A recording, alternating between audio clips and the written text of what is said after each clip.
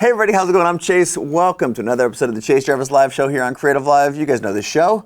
This is where I sit down with the world's top creators, entrepreneurs, and thought leaders and do everything I can in a short sit-down conversation to unpack their brains to help you live your dreams in career, in hobby, and in life. My guest today is a writer whom you know. He's an angel investor, and you will definitely know him as the creator of Product Hunt, the place on the internet where you go to find out about new things that happen every day in the world of physical products, digital products. I've been tracking Ryan for a very long time. Very happy to have him on the show. Ryan Hoover. Hey. In the house.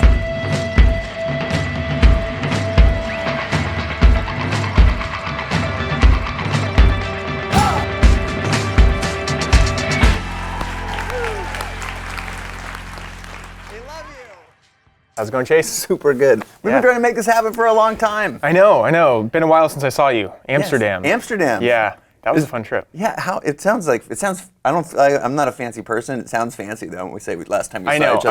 I know. It was my first time actually. I rarely leave the country. Yeah, it was very sophisticated. Yeah. So I went to a museum. At the Banksy exhibit. The Banksy Museum. I mean, how many trendy things can we say in 2 sentences? The reality is we got, it was a free trip for us because it was a conference. It was a tech thing. So, exactly. I have about 10 different things that I want to try and cover in the next hour. I'm struggling, honestly, to I really want to go right after one, but for the few folks who don't know who you are or about your background, give me like the overview. I know you consider yourself a product guy. I first knew of you as a writer. Also, you'd been a contributing writer to a book that I love. By Near. We'll talk about that in a little bit. But give us a little shape on who you are and how you got to where you are right now. Yeah, so let's see. Once upon a time, I grew up in Oregon originally, and I was there for Oregon. Very green over there, very cold. I've grown very soft now living in San Francisco. But grew up in Oregon, went to school there, was there for about 21 years, then moved to Portland, Oregon. Long story short, ended up stumbling into a video game startup, which was my first career in the world of tech as an intern. So unpaid intern, which was great. I learned so much. It was, without that, I don't know where I'd be, honestly. That ultimately didn't work out. Ended up leaving that company, moving to San Francisco to join another company, also in gaming, as a product manager. So my sort of professional career was marketing into product management. And learned a lot there at that company for about 3.5 years. We went from 10 people, downsized to 6, I think, at one point, and then went to about 100 or so before I left. So, wild ride. Wow. Company's still around and still really good friends with the CEO. And then 3.5 years into that company, I realized, I'm kind of sick of building things for other people. Yeah. I got tired of building for mobile game developers was our audience. And while I loved the vision and what we were building, I just wanted to build something for myself at the end of the day. So I realized, okay, now is a good time maybe for me to move on, transition, and do something new. I gave notice to the company and said, hey, here's what I'm thinking. Don't know what I'm going to do yet, but I want to do something different. So I'll give you 2 months, to transition out. That turned into part-time role, which actually was great. I'm super fortunate to have that opportunity where they just cut my salary in half, said work 20 hours a week, and then go figure out what you want to do. And between that time is when I was doing a lot of writing and then ultimately started Product Hunt around that time. Okay, so there's so many gems in there that I'm going to quickly unpack. One is that you didn't actually set out to create the destination on the internet where people discover new products every day, that you were just sort of following one step at a time. I think that a lot of people who are paying attention to the show are people who want to do a lot of the same things that you just talked about, but don't know where to start, and they think that they have to sit back and plan their whole life. So I love that. We'll touch base on that in just a second.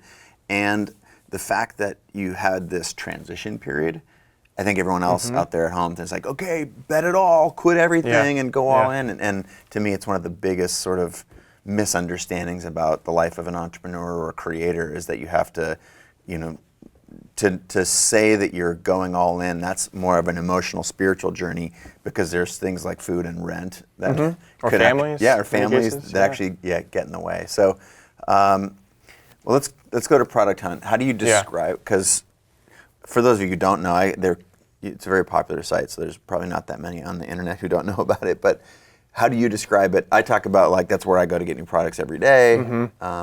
Yeah, people use it for a lot of different reasons. At its core, it's a community of people launching and sharing new products. So these are physical products. One you were just showing right before we hit the record button here. That's not out yet, but it's which isn't out yet, but coming soon. It's right over there. That's the type of thing. I have to be vague about it. Sure. That's the type of thing you'd see on Product Hunt. You also see apps and a lot of trends kind of emerging. You see these waves of new technology trends surfacing, whether it's like drones back in the day when they were brand new. A lot of people are experimenting with not only software but hardware around drones. Today we're seeing a lot of blockchain and crypto related products and things emerge. What is it? Crypto kitties? I saw that today. I was on it. Yeah, Crypto kitties is the latest and coolest thing, and it's essentially like a Pokemon or a Beanie Babies built on the blockchain. A lot of people, over $3 million today in the past week has been spent in US dollars on that, on this crypto collectible, they're calling it. And it's just a really interesting example of how you see these kind of trends emerge and these people using new technologies in creative ways. Yeah. So I think that's it's a very nice package to put Product Hunt in. I think that's a really good descriptor. I feel like I use it for not just launching products, because you guys, we've launched podcasts on there. This podcast was on that, on your platform. I think, to me, it's the trend part is really interesting, because you start seeing a lot of volume about a particular thing. And it's sort of because it's for the people who are the builders of those products, and that passion is usually much earlier than mainstream or even early adoption. Like these are for like the people who are actually creating the things.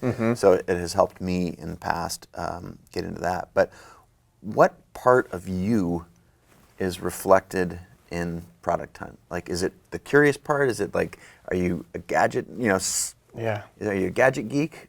Like so many of the people in our, who are watching here are camera freaks, design freaks, like the newest productivity hacks. So they're entrepreneurs and creators. And what I'm trying to map, like, what part of you said, I want to create this thing where we discover new products? Yeah, so going back to what I said earlier, in that I wanted to build something for myself. And I was experimenting with a bunch of different ideas, but ultimately I realized me and my friends are always sharing new products all the time, whether they're apps or new products that you read about in the tech press. But there wasn't a place for a community of people to kind of come around and share these cool things that we were finding in a structured way, nor was there a way to talk to the maker of these products. So for me personally, I grew up as a kid just learning how to do like basic HTML, CSS, just because I wanted to build a website. And the goal was I want to build a website, not necessarily I want to make money or like do it for any other motive than just like I want to create something. So I also used to like hack Xboxes when I was a kid, so like playing with hardware and like learning how do I like exploit this thing for my own gain. Those are all things that I did as a kid, and some of it inspired by my entrepreneurial parents. But then Product in itself sort of manifested with all this interest in new technologies and products, and even the way that we try to build the community. We try to make it playful, and kittenish is like a word that we use. Not related. Yeah, kittenish, which means playful. There's other words that we've kind of internally described Product Hunt, which is like curious. People go there because they're curious about new technologies and playing with new things. All of these traits ultimately are mapped back to my personal passions and interests. And it wasn't necessarily I'm going to build a product that maps my own kind of inherent motivations, but it sort of organically happened that way as it started to grow and form. There's, I guess one of the things that I find is when people scratch their own itch, like those are the things that work, because for every Ryan Hoover, there's probably, I don't know how big your community is, but tens of millions of people who are curious about hardware, software, the new products coming out, want to be at the center of it. And the fact that you're able to make a living in a life, like literally discovering new products every day. It's almost like you're curating and reviewing and building community around that. Like if you'd have said that 5 years ago or 10 years ago that was possible, people are like, wait a minute, so you're gonna like create an entire career and a company out of like playing with shit on the internet? I know, it's the old joke. There are now infomercials on this where it's like, can't believe I'm getting paid to play video games, and it's like a QA job or something.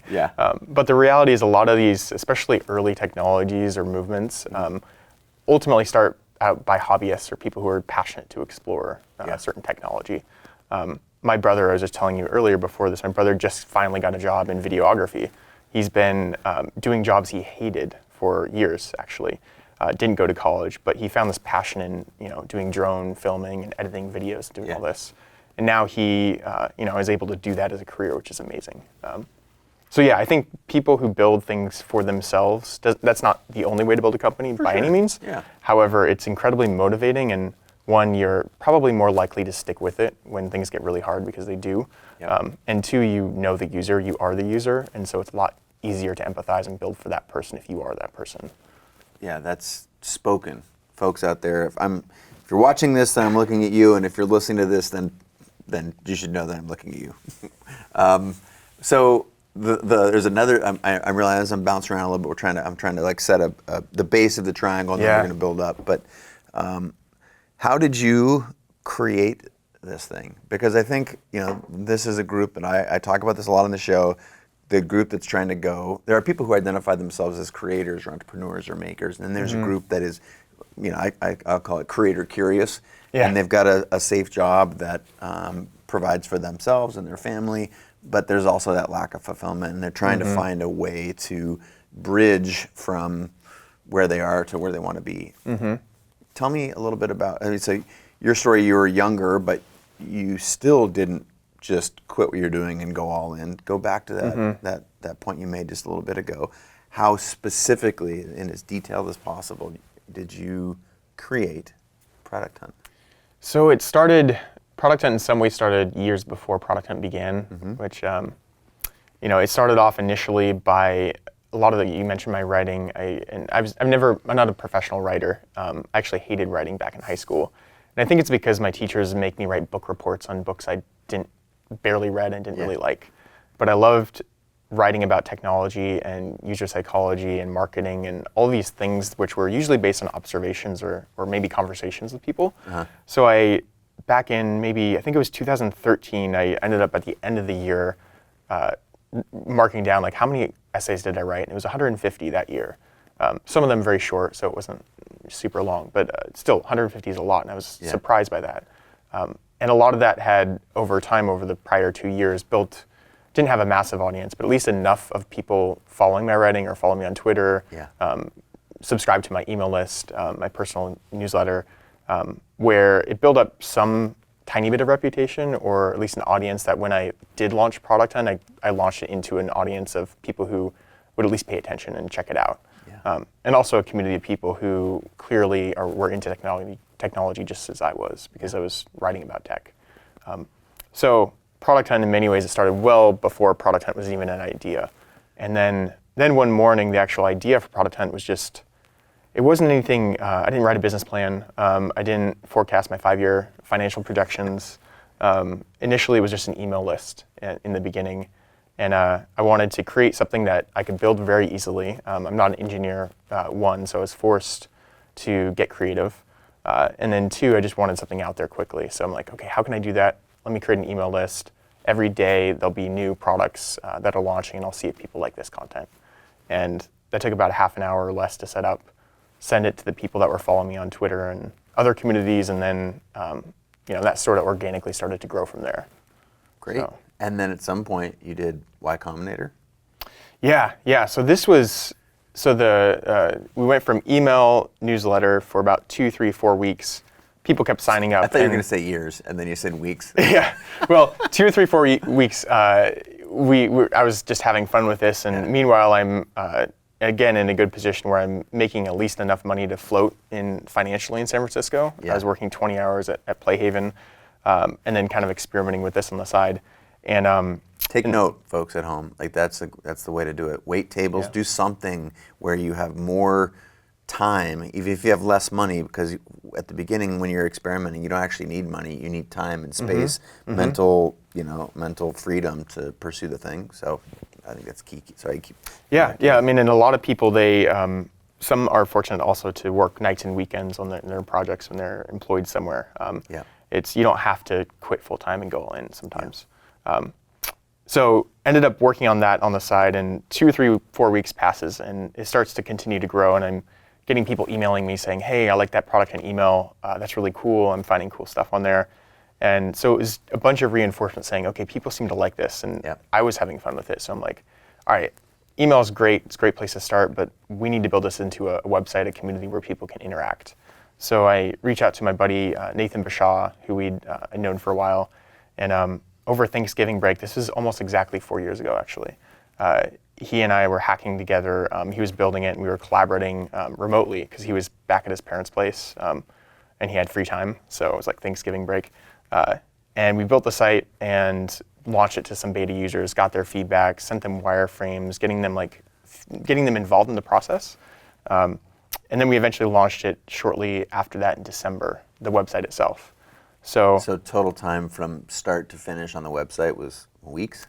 It was about 5 full days of, and it was just a Ruby on Rails app, simple, like a website where you could post things and then have a comment feed, basically. So not very difficult, really. Yeah.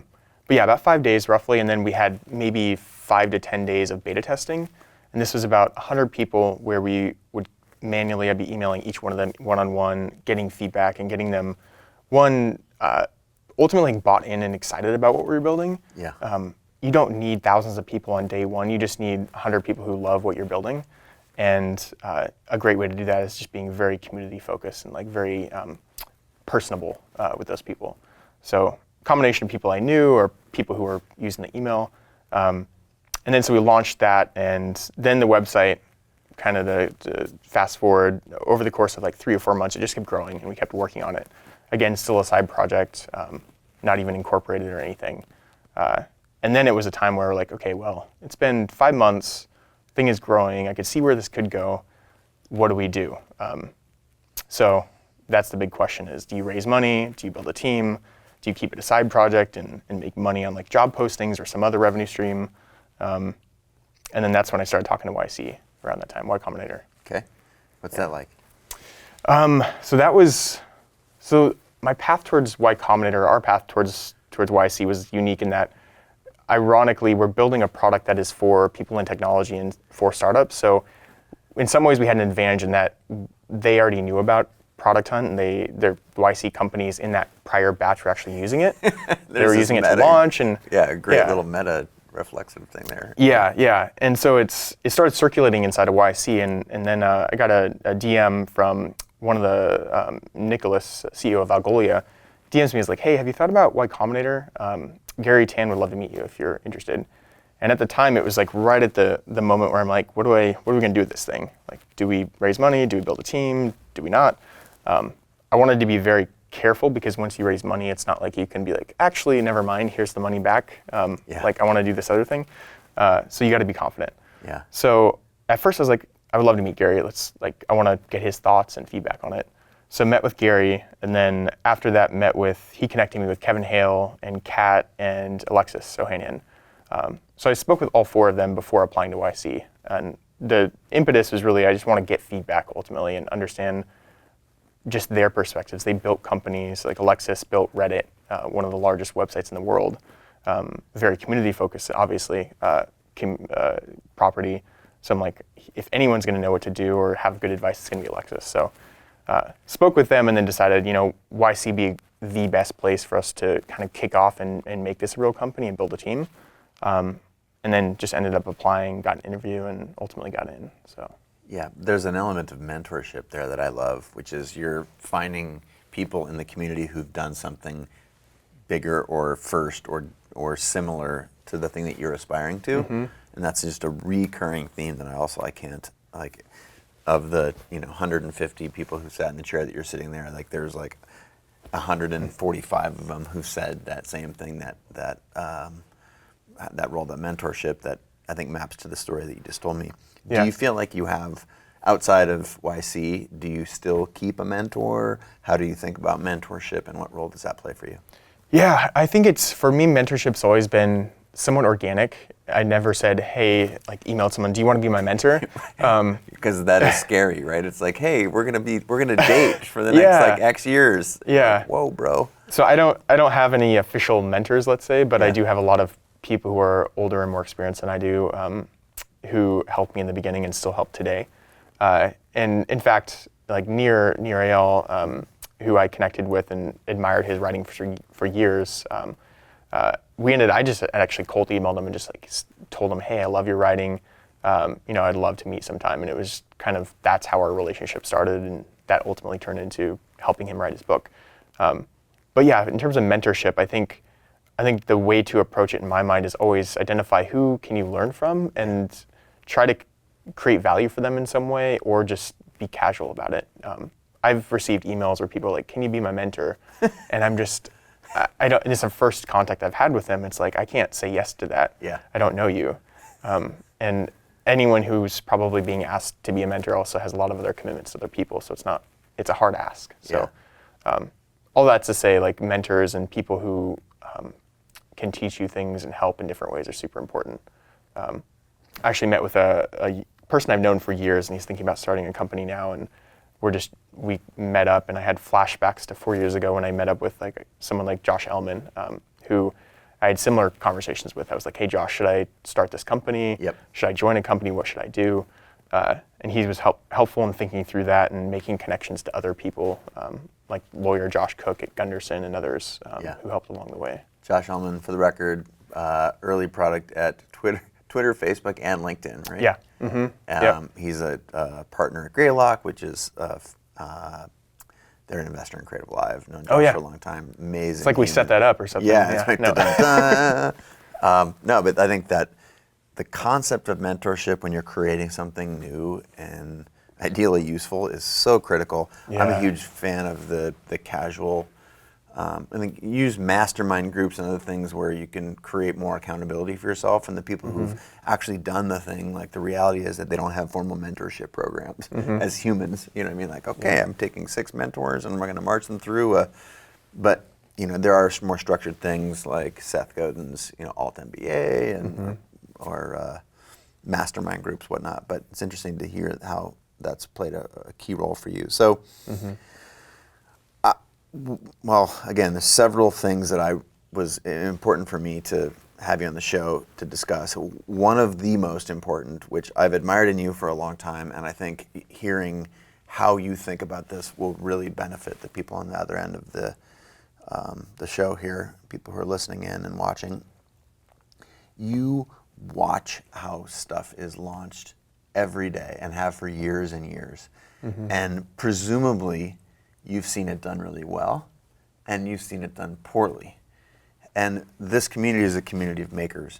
And so if you were to give not just professional advice, life advice, or like conceptually, tell us the best way to launch things, or a good way, and tell us some crappy ways, and what are some patterns that you've seen? Because you've had a front row to some of the biggest hits on the internet. So what does it look like? What does it not look like? Yeah, I think one of the things that doesn't get as much attention, there's advice like make sure your tagline or copy or marketing landing page is clear and concise, and like all of that's true. But the things that I think people don't talk as much about is more about how do you start building an audience or a community or people who are excited about this space that you're operating in before you actually build your product. Think about what you said with Product Hunt just like Exactly. 5 minutes ago. You're like, you had a group of 100 people. It's not like you had 10 million followers. You had 100 people that you were designing for, right? Yeah. Is that what you mean? Yeah, exactly. So Product Hunt wouldn't exist if I wasn't writing prior and building this audience who was made up of people who love tech. And of course, I'm building a thing for people who love tech. So, I think that's something that people can take away even today and say, you may not know what you're going to build, even the product or the startup or whatnot, but you can today start building an audience. And I don't mean that in like a transactional way, like I'm going to be a self-promotional marketer, but more in the sense that can you create something of value for a community of people, whether it's a podcast or a video show or write or host meetups. Like there's a bunch of different things that you can do to gain respect among a group of people. And if you start doing things that you're passionate about in that type of context, you'll find and attract people who are passionate about the same things as you. Yeah. And that will not only be your first people to talk to get feedback, but they'll be your first users, first customers. They might even be the people that you hire in the future. Like some of the people who were early Product Hunt users, like Andreas is our CTO, and he was initially a Product Hunt user to begin with. So I think building this kind of audience and creating value for a certain group of people is super important, and something that we think a lot about at Product Hunt. How do we enable people who are building products to do so, because most people end up working in like the old way of doing things is like, I'm going to go in the basement or whatever metaphor you want to use and build my product and not talk to anyone, and then I'm going to put it on the internet and people are going to find it and love it. And the reality is you might have built an awesome product, but if no one finds out about it, it doesn't matter. And right now, distribution discovery is so difficult because it's easier to build things and more people are building things as a result.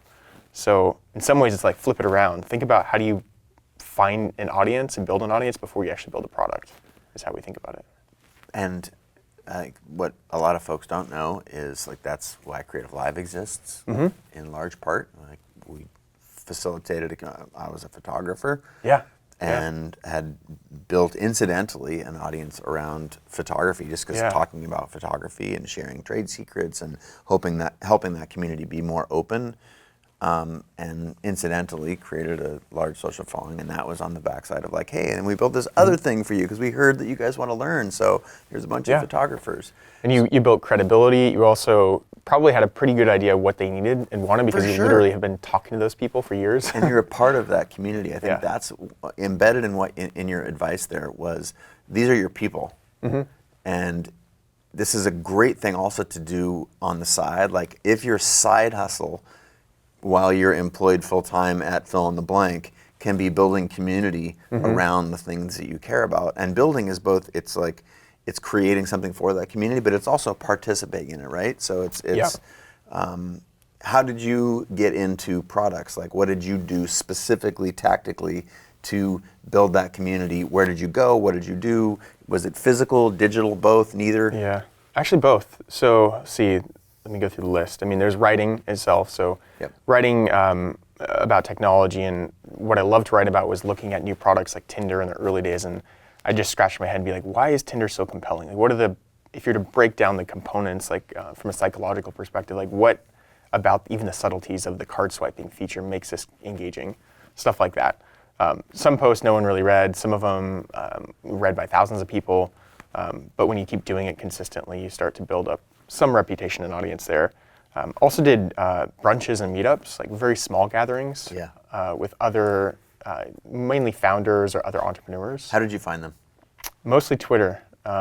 In that I was also using, and still today, for better or worse, use Twitter all the time. And it's the best place to get to know people because it's a very passive way to not only follow people you find interesting or insightful or whatnot, but then over time you start engaging them with them in the lightest touch ways. It's very different than trying to email someone, hey, do you want to be my mentor? But for example, if I was to interact with someone for 12 months and hopefully add value to a conversation on Twitter and then email them and say, maybe not, do you want to from Twitter? Yeah, it's me from Twitter. Do you want to meet up, for example? That's one way to break the ice and also get people comfortable with you. I would, of course, interact on Twitter. I would also read a lot. I was reading a lot of tech-related blogs, and one tactical thing was I would always mention the author. So it took an extra 5-10 seconds to find the Twitter username, but I would always tag the author, and that was another way of, one, giving them some credit and be like, hey, I read your thing, awesome. Authors love that. Like every tweet is like encouraging. Yeah. Especially if they don't have a huge audience. Doing that for years also builds up some recognition and eventually relationships where you start following each other, and then over the course of 12 more months, you start getting to know each other more. So I don't know, it's Twitter, meetups, writing. What else did I do? Was moving to San Francisco part of that? Because I think that's a question that I field a lot is like, if I want to be great, fill in the blank, do I need to move from, Oklahoma to San Francisco, or to Seattle if it's music, or to New York if it's fashion, or so how much, what weight do you place on that? Yay, nay, impossible, possible? What's the spectrum? Yeah, Product Hunt would not exist if I wasn't in San Francisco. Due to the nature of what Product Hunt is, it's a community of people who are excited about technology and a lot of the things that, kind of the serendipity that happens in this city led me to connect with people like Josh Hemlin, who I mentioned earlier, or other future investors in Product Hunt. Those connections probably wouldn't have ever happened if I wasn't in the city. Yeah. So for Product Hunt, it was very important. However, I also think increasingly more today, you of course can build a product anywhere in the world. We see it happening all the time. On Product Hunt, more than half the people are outside the US that are building these things. So it's quite a global community, but the world of tech is global. So in many ways, I think it depends on what you're building and who you're building for. So building a product for tech people, being in San Francisco is obviously a huge benefit. Yeah. But I don't think there's a right way to build a startup or a single way to build a startup for really anything. Yeah, I think that's really, let me pull on that thread a little bit. So you've seen it done lots of ways, right? And so if there's no one path, are there some preferred paths, or is it literally like, follow your intuition? What's your coaching there for people who are thinking about it? If there's a million ways to do it, people want a prescription. How do you reconcile those two things? Yeah, I think one way to approach things is break down, well, one thing is you don't know exactly what this thing will become. Like with Product Hunt, I didn't know it was going to become a company in the very beginning when I first started it. So you have to take, with what you know, what's the biggest obstacle to get over? In some cases, of course, it changes with different stages of the company, but in some cases, I just need to hire. I need to recruit. So you have a couple paths. You can, from a geographical perspective, you can build a distributed team, and Product Hunt is a distributed team. We have people in 9 different time zones, I think. 9 different time zones, wow. Yeah, so all over.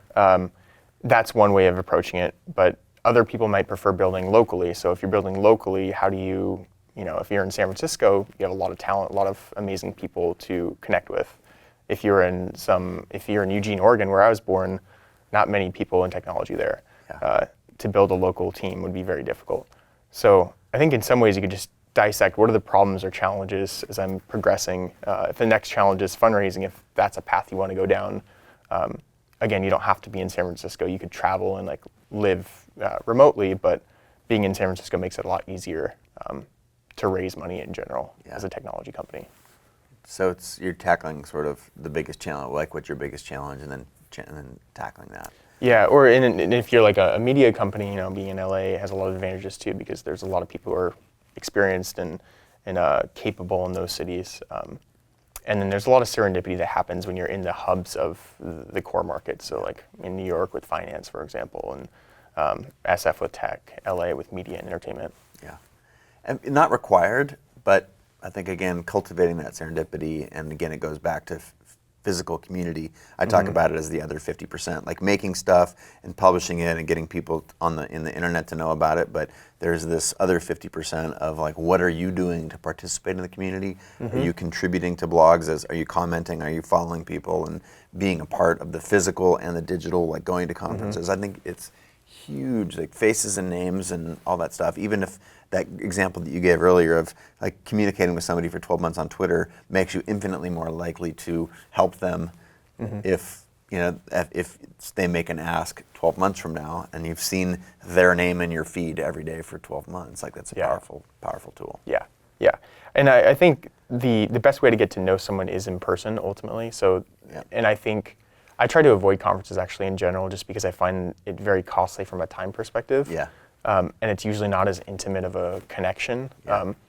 Not to say that they're not valuable sometimes, but in person, like intimate conversations are the best. That said, you can also reach very few people at the end of the day. So I guess the majority of my emphasis has always been digital communication because you can write one blog post, send one tweet, and it can reach thousands of people. I'd err on the side of like doing things that are a little bit more scalable in that sense. Yeah. But then doubling down on the people you really want to get to know them in person. Awesome. So what's an example of people at home in their basement, using your analogy earlier, creating things and seeing them not succeed? Like what's the dominant pattern for people who are, and this goes, I want you to talk about the range from from hardware to podcasts, that something costs a lot and takes a long time, and somebody made at their house in 45 minutes. Cover the range of people's ideas and what bombs, what sucks, what is something that you see over and over that could be mitigated. What advice would you give? Yeah, the most common thing, and we try to encourage people not to approach things they're launched this way, but one of the biggest issues or challenges is that people start to speak and talk in a markety kind of language, in the sense that they start to lose touch with the actual value proposition that they're presenting, or they start to get ahead of themselves and use buzzwords too much in their tagline or their messaging, so much so that, one, it feels like disingenuous a little bit, and two, it's confusing. People just literally don't know what you're building. And it's a common challenge because founders or people building things, they know it very intently, they know it the best, and they're super deep into it. They're also thinking, in many cases, like what it could be in 5 years. So what they tend to do sometimes is they start to describe as if the people, their audience, knows what they're building already, and they also try to impress people by kind of touching on things that are 5 years in the future, instead of focusing on, here's what I have today and here's how you can find value in it. Yeah. So, it just comes down to like simple, clear language, I think generally does best when it comes to communicating an idea. And I would also recommend just getting people who don't know you or people who don't know what you're building, like just get their feedback on whether it's a landing page or onboarding or the copy itself. A lot of that can fix a lot of issues, because people who discover your thing, they're going to take 2 seconds to judge it ultimately and say, is this for me, one, and then two, does it look useful or interesting? And if you can't hit both those two things, they're not going to sign up, they're not going to care. So what's done on the flip side of that? What is exceptional? When have you seen things, assuming that they check the boxes that you just talked about, they don't they do a good job of the things you just described, people usually doing a poor job of, but what are some other attributes or patterns that you've seen? Yeah, actually, so one comes to mind. Do you know Superhuman, the email client? No. So it's sort of in private beta and has been for a long time. Rahul, the CEO, is the former founder of Reportive, which some people may recognize. Was really popular, acquired by LinkedIn, and they're approaching it in a really methodical way, in that they're building an email client, which we've seen done a million times before. There's a graveyard of email startups that have failed, because it's really hard to build a better email client that's 10x better than Gmail. But they're approaching it and they're onboarding new people manually, like one by one, and getting a lot of feedback. First, they digest what are the things that you need as an email user. They have a survey, about 20 or 30 questions. And some of those questions are things like, how important is speed? How important is like email snippets? How important is like read replies, stuff like that. And they're making sure that their product today, which is early, will serve all those needs, because if you as an email user, like, I need labels, I can't use anything without labels, for example, and they don't have labels, you're not going to find value in it. So where I'm getting at is they've done a lot of customer development and conversations, and they've narrowed in on not only a feature set for a particular audience, but also the way that they position email is really unique. They're actually focusing a lot on speed. And the value prop isn't better email client. The value prop is save you time and make you, give you superpowers in getting through your inbox, which resonates with people, because people are like, I hate email, can't get to emails, like inbox zero, spending all this time. And so they're focusing on building a product primarily for that. How do we help people save time? And it's why people, buy and use a lot of products. It's not necessarily it's the underlying need, which is saving time or saving money or solving loneliness. Like, that's why people use Facebook and Twitter in many cases. They're really focusing on like that core message which resonates with their audience. And so that's a really good like Harvard case study, I think, on how to think through positioning and marketing and onboarding for a company in a unique way. To use your thread of like simple language, let's pull on this a little bit more and say, so is it when people are creating things, whether it's a podcast or a new email client, do you see the most success in products that actually solve for that, the human need, like the juxtaposition you said, don't aim to build a better email client. I also talk about don't just aim for better, aim for different. But in different, you're trying to solve for a thing, and that is this value proposition. So keep talking about that for just a second, if you would. Yeah, I think it varies, because sometimes it might be as literal as help you save time, like it's positioned that way. Sometimes it's more implicit in how it's positioned, so it's not literally saying that, but it's through its copy and the way it's presented, it implies that it will save you time. I mean, you could argue that things like Instacart, while they don't say that they're going to save you time, you as a consumer understand through its messaging, oh, it's a service where I don't have to go to the grocery store and like spend an hour, picking out groceries. Yeah. That's one of the value props that it kind of positions. So I think it depends on what you're building. I think going back to CryptoKitties, that value proposition, there's a couple of them. One of them is around just having fun. So it's basically it's almost like an old school card game to some extent, where you collect these things and you own them and you can trade them and breed them and so on. And so part of it is just like the playful nature, and it's cartoon kitties and that kind of thing is all about having fun. There's a sort of a side piece, which is like the economics, which is doubling down on like this cryptocurrency and blockchain kind of hype train that we're on right now, which is like a secondary value prop, which is implied as well, just due to the fact that it's built on the blockchain and it uses Ether to purchase the kitties and things like that. So you're investing, you're participating in that community while you're doing the CryptoKitties. Yeah, you're putting two kitties together, breeding new kitties, trading kitties. It's a weird thing, but it's in the past week or so, like millions of dollars been poured into this game because people are excited to have fun, but also potentially get on this new train, this new money-making opportunity, potentially. Well, I've been focused for the last like 15 or 20 minutes on helping people launch things, on probing you for like what's good and what's bad. Any like hard and fast advice that it's just like, do this, do not do this? Yeah, one thing that should be obvious, but it's really not, is your launch is not a one-time thing. You're always launching. So we launched the email list in the beginning, then we launched the beta, then we launched the website, then we launched numerous different features and other initiatives. Yeah. And I think that's how people should think about it. It's not like I'm going to get a launch on Product Hunt or like get a TechCrunch article and then I'm done. But you're always building new things. And as a result of that, you're also should be always talking to people.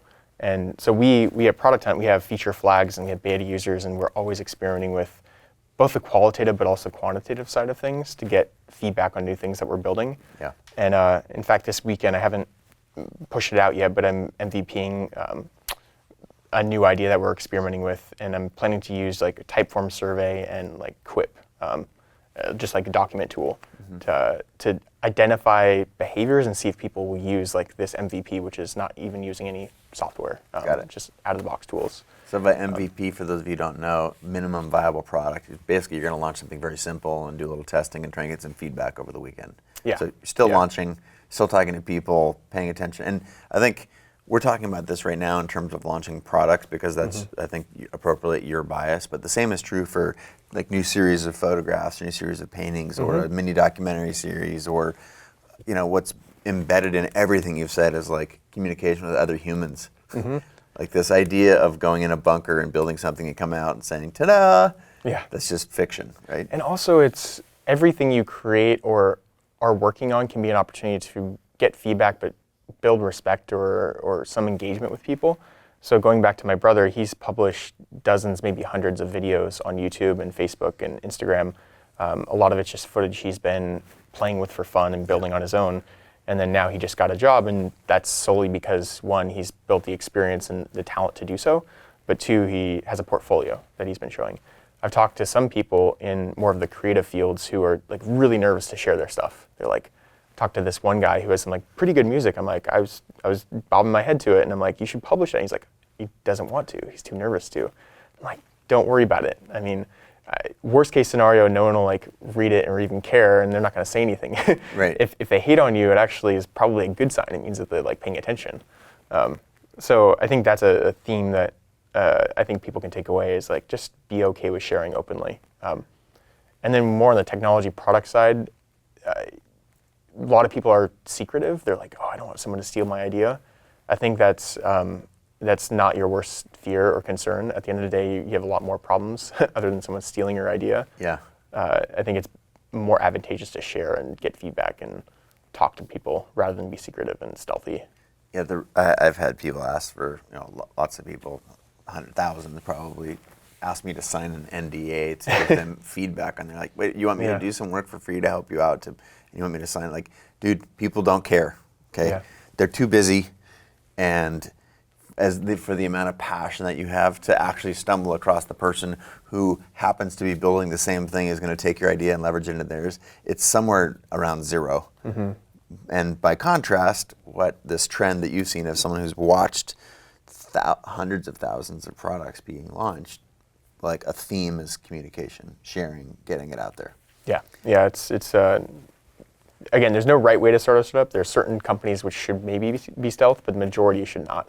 Yeah. And that person who's hearing about your idea, they probably don't care, or two, maybe they're not the right founder or person to build it. So. Like for me, I shouldn't be the one to build Creative Live. Like I'm not creative. I can press the button on my iPhone to take a photo. That's about it. But like I'm not in my DNA. Whereas it's like certainly in yours, and you had experience with videography and working with brands in this community. So many times there's like this. I think it was Chris Dixon has a really interesting blog post from way back around founder market fit, and it's there's product market fit, which is all about the product you're building has some sort of need in the market. Founder market fit is more about, are you the founder or the person to build for this type of market? You're certainly built for this creative world. I'm certainly built for this tech kind of maker world. But we all have our own biases or like advantages in that way. Yeah. All right. So this I would get roasted if I didn't ask, but it's not why I wanted you on the show. All this stuff we've been talking about today is really like the community has always asked me, so I wanted to bring on someone who has seen more launches probably than anybody in the world. And I mean, firsthand, you get people sending you, how many things you receive every day, new launches? See, on product in itself, we'll have maybe a little bit over 100 a day. Yeah, 100 new products a day. It's been 4 years. And then you're looking at data of which ones are successful and why, and the ones that are successful, you obviously go, you double click into that and say, wow, what's making these people successful? Oh, they have a community. Oh, they have a founder who's out there. Or this particular podcast, this person's been really thoughtful and they're differentiated. And so you've been watching that. But here's the reality. People want to know what's coming. Yeah. We open the show with you see trends, macro trends. You've said blockchain like 50 times already. So obviously that's one of the trends. But right now there's someone like that they've been wanting. They say, oh my gosh, Ryan Hoover, they're listening to the episode right now, and they're like, I just want to know what's coming. I don't want to build anything, I just want to know what are the hot trends, and I try and avoid content that's not really evergreen. I think that evergreen content is what makes the world go round, but all right, here we are, where it's, when is it? What's roughly what? It's early December. Heading into the holidays here in 2017. What's happening? What do you see? Look at your crystal ball and give us some guideposts of what's cool shit that's coming down the pipe. So I've been thinking more recently about trying to predict, and I'm certainly going to be wrong, but at least trying to think through what themes might be telling in 2018 in the next year. And sometimes it's hard to know what's too early and whatnot. Like VR, for example, 4 or 5 years ago, we all know that VR is going to have a big impact on the world. 4 or 5 years ago, some were betting like it's going to be this year or it's going to be next year. Yeah. But it still hasn't played out from a mainstream kind of adoption perspective. So it's always hard to know. It's more about timing than if, in my view. I think there's a few interesting areas that I'm excited about, and like one of them is voice and looking at voice input and communication. We're seeing Alexa and all these Echo devices infiltrating people's homes. I'm forgetting the exact numbers, but in the U.S., this middle of this year, something around 11 million Alexa devices were in homes, I believe. I'm sure it's probably could be 3 to 4 times that by now. Then you have Google Home, and you all have the iPhone in our pockets and other things like that. I heard a study that teenagers half of the searches are actually through voice by younger generations versus like just typing on the phone. Yeah. So you're seeing combination of one, adoption of these devices and this hardware, but two, a behavior, at least within a certain subset of the populace, that's using voice to input data, and that's changing the way that people interact with technology. So I look at that and I'm like, okay, well, what does that enable, and what can you as a maker or creator build for this future if you assume and place a bet that voice will actually eat into a lot of the tap computing that we've historically been doing? Yeah. And it's just fascinating to think through that. Like, does the world need a new social network for this type of interface? Is there an opportunity to build a platform or a tool set for other people to build on top of voice technology? And there's a bunch of people who are doing all of those types of things. So voice is super interesting. I think we're also seeing this, I don't know, I haven't solidified my thoughts on this quite yet, so it's a little bit raw, but there's a lot of interest, I think, around avatars. And we're seeing everything from Snapchat, of course, a few years ago, introducing these face filters and like the dog face and all of these other things using sort of augmented reality. And Facebook and Instagram and a lot of others are... Animoji. Animoji is a good one. Animoji is probably the most prominent example, at least for a week or so. Future forward. Everyone was. Yeah. And thinking through like avatar communication is really fascinating, and how there's a couple of reasons for that. One, we have the technology to create really emotionally driven, like lifelike avatars that actually express our facial recognition, like our facial features and expressions and emotions. And two, it solves actually some interesting challenges and problems that I'm seeing more and more in social, in particular, in that I'm increasingly like frustrated sometimes with all the hate and all the nastiness that's coming through social networks today. And I think avatars create this veil of privacy to some extent, yet it doesn't avoid the intimacy of like a video or like a visual kind of expression. Yeah. So again, really nascent, but I think there's something around there that we'll start seeing more avatars used in different forms, and maybe even new social forms of communication or even networks built on top of something like that in the coming year or two. There's cryptocurrencies, blockchains, all that stuff is obviously like super nascent. People are excited about it. There's partly a lot of hype around that. There's a lot of ICOs that are very questionable at best on their legitimacy, but then there's also a lot of innovation and really fascinating things that are really, we don't know how it's going to change things. I think a lot of people are comparing it or looking at like, early days of the internet, and that like TCP/IP enabled a whole lot of things to happen. And that's the internet connectivity protocol, right? Mm-hmm. Yeah. Without that, like we wouldn't have like, at least without that specifically, we wouldn't have like websites and who would have known that TCP/IP would have enabled us to even communicate like through Twitter? Like that's several years in the future, but that protocol is what enabled these things to happen. And so when you look at blockchain and cryptocurrencies and how it's changing the incentives and removing barriers that once existed before, it's super fascinating. So we'll see a lot of things in the next year on that. Okay, so voice, characters or avatars. Blockchain. Give me two others. Two others. Let's see. Like some of them, there's this theme that I'm hesitant to talk about. Perfect. Yeah. That's what I want to hear. I'm hesitant to talk about because it's a tricky one. So there's a lot of, so Silicon Valley is both loved and hated. And I'm afraid we'll see more of it hated in the future, particularly in the next 2 years. And the reason for that is, like, of course, every industry, including Silicon Valley, has a lot of problems. And we're seeing this past year, in particular, a lot of sexual harassment finally coming to light, which is a good thing. But we're also seeing a lot of distrust around traditional venture capital and a lot of the ways that people build companies and raising a bunch of money, never focusing on revenue, and then like doing a fire sale. And like there's a lot of themes, and that's of course a problem. And the big issue that is coming soon, and I don't know exactly where this will play out, but it's automation and thinking through. Silicon Valley is both a location, but it's also an industry or like a kind of like a brand Yeah. in many ways. And Silicon Valley is seen as a place where automation is going to destroy people's jobs. And there's a lot of different opinions around, one, that is a problem and we need to have basic income and things like that to protect against that. Others like, don't worry about it. Like we've had vehicles like put horses out of work and we're fine, Yeah. And other things like that. But the reality is no matter what, whichever direction it goes, there's gonna be a lot of distrust and hate and frustration placed on Silicon Valley for innovating in these technologies. And so it worries me a little bit on what will happen in our ecosystem and how the world will perceive Silicon Valley.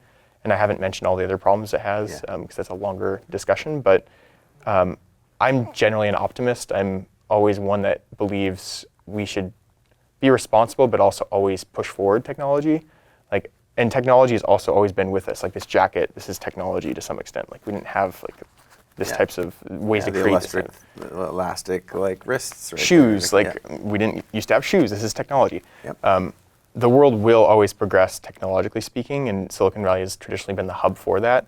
And I'm afraid that the problems that do emerge from advancements in technology will be placed, Silicon Valley will be placed the blame for all that stuff. Disproportionately blamed for.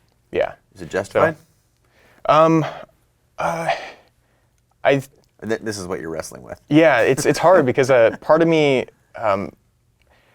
there's some of it's justified in terms of like some of the specific things around, the way that a lot of the culture, a lot of the culture around like, okay, raise a bunch of money, raise money, like that's success, that's not success, it's actually a vehicle to do something meaningful, create value in the world. And there's this culture that's sort of manifested in the past, 5 to 10 years around that. That's a problem that needs to be fixed. But then there's another side of Silicon Valley, which it is a place that's innovating and solving a lot of problems in the world through technology. And we'll see more and more problems solved through Silicon Valley in particular. We'll also see Silicon Valley causing a lot of problems also. So I don't think it's a black or white thing. But I am afraid that like if we don't think through how do we address these other issues that we're causing in Silicon Valley, we're going to get placed a lot of the blame. And like there's even it's being in a big city like this, it's kind of in some ways like fearful when you think about like even physical attacks and things like that. Not to go like down that rabbit hole. Yeah. Terrorist attacks. Sure.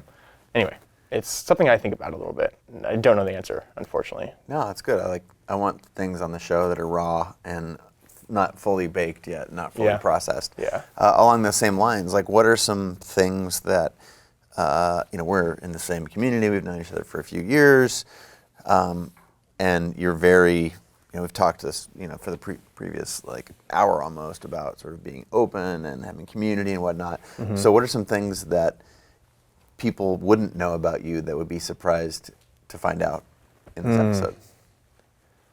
Let's see, I'm trying to think of the most interesting thing here. People may know this, because I think I've written about it, but I don't know, the first website I built was really awful, as most are. It was, again, I was just learning, and it was actually, I was building basically a joke website. I called it operationallaugh.com. The domain is probably still in the Internet Archive somewhere. The domain expired, I don't have it anymore. Okay. But it was embarrassing in that not only was the design terrible, but I was building it with static HTML. Every single page was its own thing. There was no cascading like universal style sheets. Like it was just terrible. So that's like one thing, but that led me to learn more about technology and get excited about it.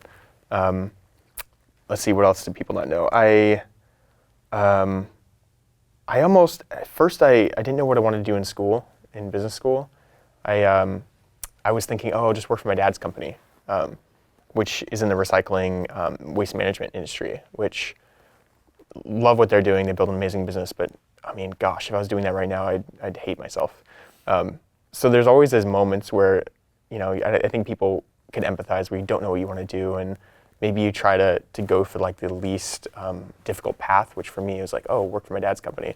My dad was smart to say like, no, you will work somewhere else for a year after college and then come back to me if you're still interested. Thankfully, I found something better.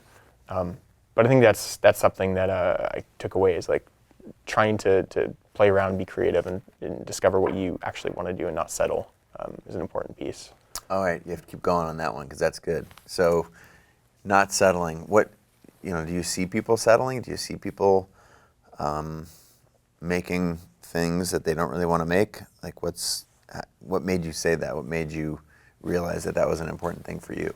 Yeah, I mean, there's the almost cliche thing where it's my parents want me to be a dentist or a doctor, and so they go to med school and then they spend all this money. I was that cliche. Oh yeah, that's right. Yeah. Yeah. How far did you get into med school? Way too. No, I bailed before. Oh, okay. But 3 of my 4 years in college spent preparing for it. Yeah. Absolutely waste of time and money. Yeah. I mean, I didn't lose a bunch of sleep over it, but those were the most sort of painful, because I was doing something that felt so counter to what I was supposed to do in the world. Yeah. And I think it's important. I'm glad that you said cliche, because at the heart of every cliche is, not every cliche, but at the heart of a lot of cliches is some there's some part of it that's like, I need to look at that. Yeah. And I'm glad you said that. Having personally felt like I was so lower middle class, not like dirt poor, but not well off. But the fact that I'm white, male, born in the United States, my mother and father are still together, the fact that all these things happened, and I still found it probably one of the biggest challenges of my life was breaking free of the thing that everybody else wanted me to be, the things or the people or the human that I was projecting versus the one that I really was. To think that I had all those advantages, and it was still arguably the hardest thing I've ever done, to think of people who don't have all of those advantages, and then you put that in the big pot. And I think that's why things like Creative Live are so powerful. Product Hunt is powerful for people to be able to discover things out in the world that get them closer to themselves. Or so when you're saying it's cliche, keep like, that was so real for me. Is that it clearly is a thing that manifests itself in you as well. Talk to me about it. Yeah, because I've had friends that have gone to law school, and then they get their degree, and then they spend a year or two in law school, and then they drop out, and they realize, I never wanted to do this anyway. Yeah. And it's really hard to know what to do. Again, I didn't know until my senior year in college. I happened to get an internship at a video game company. Yeah. I was always into technology, but I never saw a path to actually get into technology where I was located. And now we do live in a world where the internet has everything from learning opportunities. It's pretty much, you can learn almost anything on the internet, almost for free, if not for free. And you can also connect with pretty much anyone on the internet who has the same passion, whether it's through Twitter or Reddit or other communities online. So I think it's easier for people to avoid those mistakes because there are paths to figure out and explore things that you might be passionate about. Yet still people fall into that trap because it's my parents or everyone else is doing this, or this is the easiest thing to do, but maybe not what I want to do. Do you have an anecdote? Like, what's the cure? How do you fix it? Yeah, I think just recognizing that is the first step. Recognizing, like, why am I doing this thing, or what do I want to pursue? And most people, I'm almost speaking more to college students because I know this is a very common problem, is like, I don't know what I want to do. So I'd always recommend just explore, talk to different people, explore different industries. Like, my brother just randomly picked up a camera 2 or 3 years ago and liked it, and now he's doing that for a career. Thing. Yeah. Yeah, and it only takes like that one moment or that one thing. Non-professionally, I went to Coachella. 2015 was my first year, and for whatever reason, I've always listened to music, but it was that weekend which made me really appreciate music, especially live music, more. And now I love going to shows and going to festivals, and I listen to more music, and I appreciate it a lot more than I used to. And it was that one weekend that changed my entire perspective. Yeah. So never forget, you're one decision away from an entirely different life. Yeah, that's a really good way of putting it. Someone way smarter than me probably said that. It's a quote meme somewhere, but just I think that's a really important, pin to stick in. There's so many people. You talked about college students. There's also so many people who got bamboozled to go down the wrong path, and they need to figure out. They had a couple of kids, bought a house, got in over their head, and extracting from that. I think that's a huge, challenge and opportunity. Again, that's one of the reasons that Creative Live exists. I've said before, if our parents had one job, we're going to have 5. The next generation has 5 at the same time. Yeah, it's fascinating. So what's next for you? Where are you going? What are you building next? Where are you going at 11:35? Yeah, let's see. No. Give me a little context. Like, what are you thinking about? Where are you going? What's next? Let's see. I can answer a few different ways. One, on the product hunt side, we're thinking through like next year's kind of roadmap, and a lot of it's around 2 different themes. One of them is monetizing. So we've, as of 2 months ago, started selling our first thing, collecting money for the first time, because historically we haven't. And we're having hundreds of makers and companies now paying us on a monthly basis, which is really exciting because it's new and it's like a different thing to explore.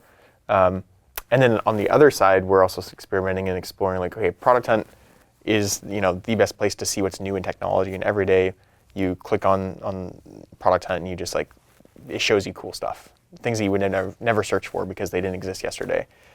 However, we now have this database and this community of people who are curating, reviewing, recommending all these things. How do we make this a place where now people can come and browse and discover the things that they're looking for?